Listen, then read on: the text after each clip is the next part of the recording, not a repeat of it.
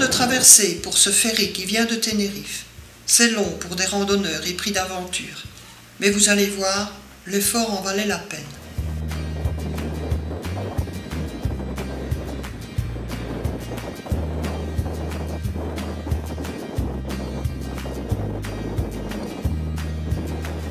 La capitale de l'île, Santa Cruz de la Palma, autrefois connue sous le nom espagnol de San Miguel de la Palma, est une ville portuaire dotée d'étroites rues pavées et de maisons avec des balcons en bois. C'est joli comme tout, vraiment sympathique.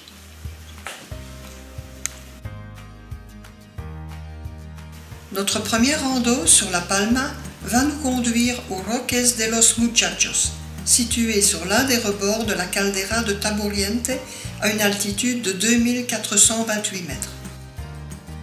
La caldeira de Taburiente a une circonférence de 27 km et un cratère de 8 km de large.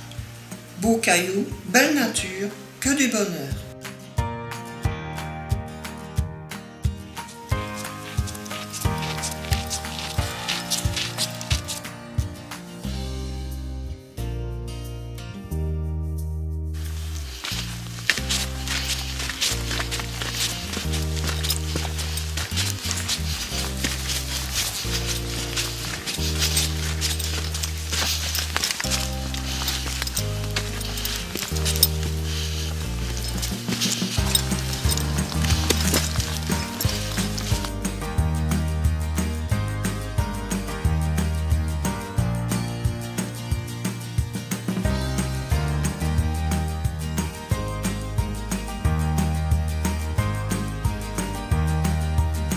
Au sommet, l'observatoire astrophysique. Cet endroit affiche l'un des cieux les plus nets de la planète grâce à sa qualité environnementale et à des caractéristiques physiques particulières. La position de l'île au milieu de l'océan Atlantique et son climat particulier provoquent une formation de nuages entre 1000 et 2000 mètres d'altitude.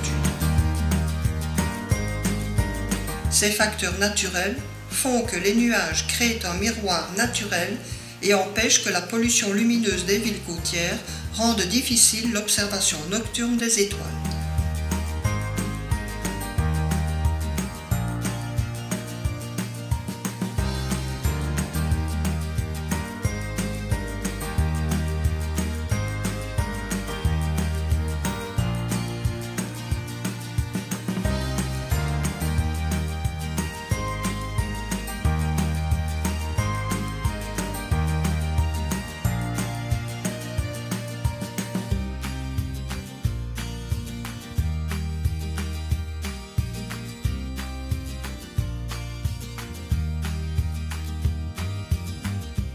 Le volcan Teneguía constitue la pointe méridionale de la Cumbre Vieja, chaîne de volcans de 25 km de long et culminant à 1949 mètres.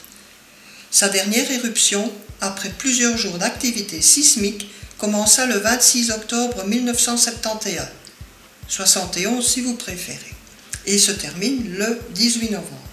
Suite à cette éruption, plusieurs hectares furent gagnés sur la mer.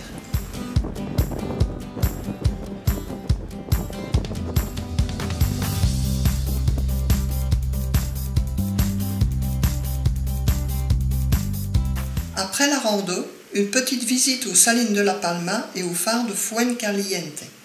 Ici, les petits cristaux sont collectés de manière artisanale, formant des pyramides qui sont ensuite séchées par l'air.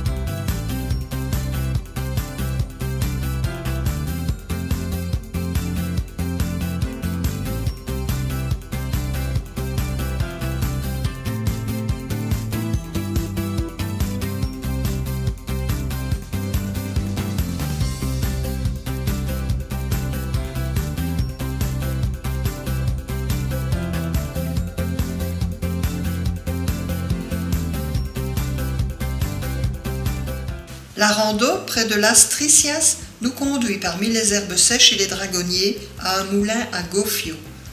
Héritage des Guanches, premiers habitants de Tenerife, le gofio est une farine de céréales grillée que l'on mange avec du lait, du potage ou pétrie avec des amandes, du miel.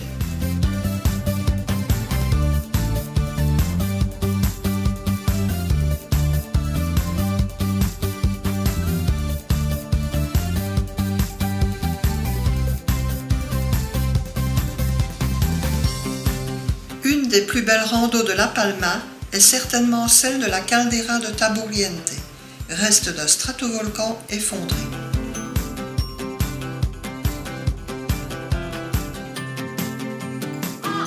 Déclarée parc naturel en 1954 et réserve mondiale de la biosphère en 2002, elle couvre actuellement une superficie de 47 km².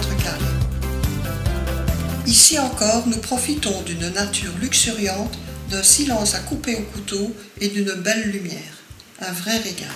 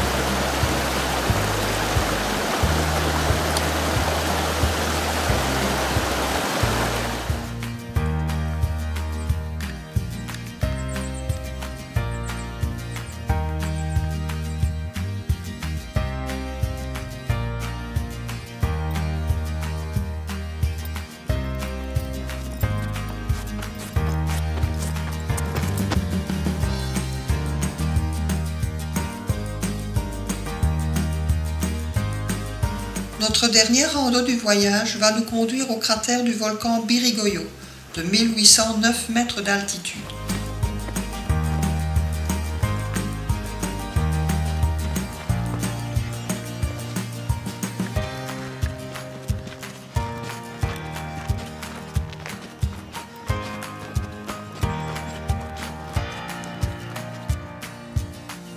Abandonnant nos pinèdes, nous retrouvons un sol plus caillouteux, plus raide, qui va nous mener au sommet.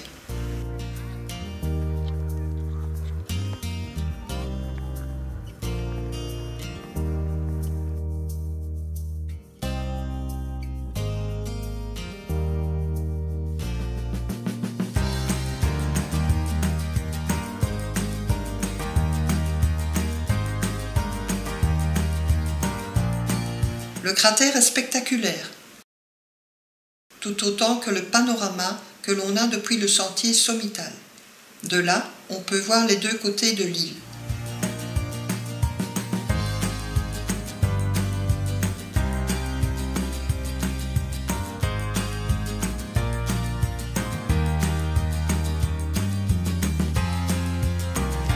Quoi de mieux que ce spectacle pour terminer cette escapade aux îles Canaries? Peut-être y reviendrai-je un jour, entre deux aventures sur d'autres sommets plus lointains. Finalement, elle n'est pas trop mal non plus, notre Europe.